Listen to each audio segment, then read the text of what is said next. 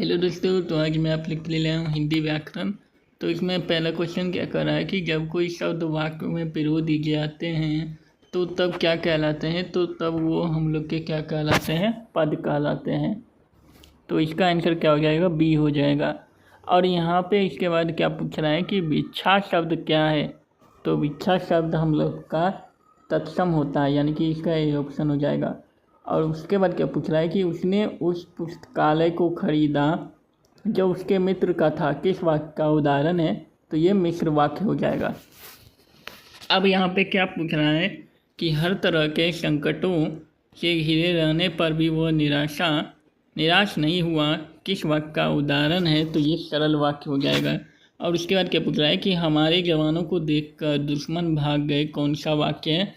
तो ये सरल वाक्य हो गया। अब सूर्योदय हुआ और कुहासा जाता रहा, किस वाक्य का उदाहरण है। तो ये मिश्र वाक्य हो गया। ऐसी संज्ञाएं जिनके खंड सार्थक होते हैं उन्हें क्या कहते हैं, यौगिक। बादल घिरे और मयूर नाचने लगे, कौन वाक्य है, संयुक्त वाक्य। अब इसके बाद क्या क्वेश्चन पूछ रहा है कि भारतवर्ष शब्द कौन संज्ञा है। तो व्यक्तिवाचक संज्ञा। कवि शब्द कौन सा संज्ञा है। तो ये जातिवाचक संज्ञा है। झुंड शब्द कौन सा संज्ञा है, समूहवाचक। कृपणता शब्द कौन सा संज्ञा है, भाववाचक। तांबा शब्द कौन सा संज्ञा है, द्रव्यवाचक। राज्यपाल शब्द कौन सी संज्ञा है, जातिवाचक। सूरदास शब्द कौन सी संज्ञा है, जातिवाचक। दया शब्द कौन सा संज्ञा है, भाववाचक हो जाएगा इसमें। और भीड़ शब्द कौन सी संज्ञा है। तो ये समूहवाचक संज्ञा हो गया।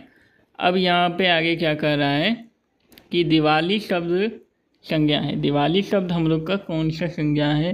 तो ये हम लोग का व्यक्तिवाचक हो गया।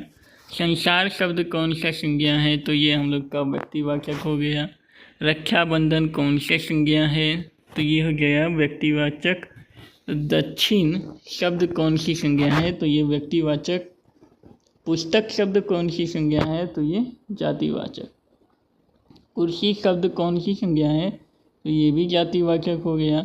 अर्थ के विचार से संज्ञा के कितने भेद हैं। तो ये 5 होते हैं। कौन सा शब्द जातिवाचक संज्ञा नहीं है। तो इसमें हम लोग का सुंदर जो हो गया सी नंबर, वो क्या हो गया, जातिवाचक संज्ञा नहीं है। और यहाँ पे आगे क्या पूछ रहा है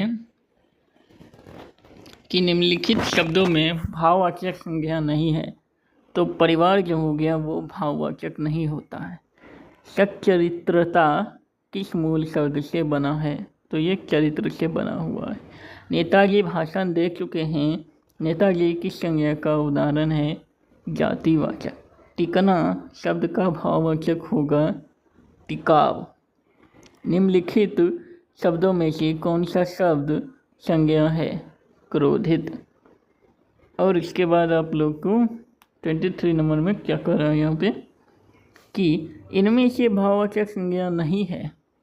हिमालय जो है गया वो नहीं है। डॉक्टर राजेंद्र प्रसाद को देश रत्न कहा जाता है, रेखांकित शब्द कौन सी संज्ञा है। तो ये व्यक्तिवाचक संज्ञा है। जातिवाचक संज्ञा बताएं।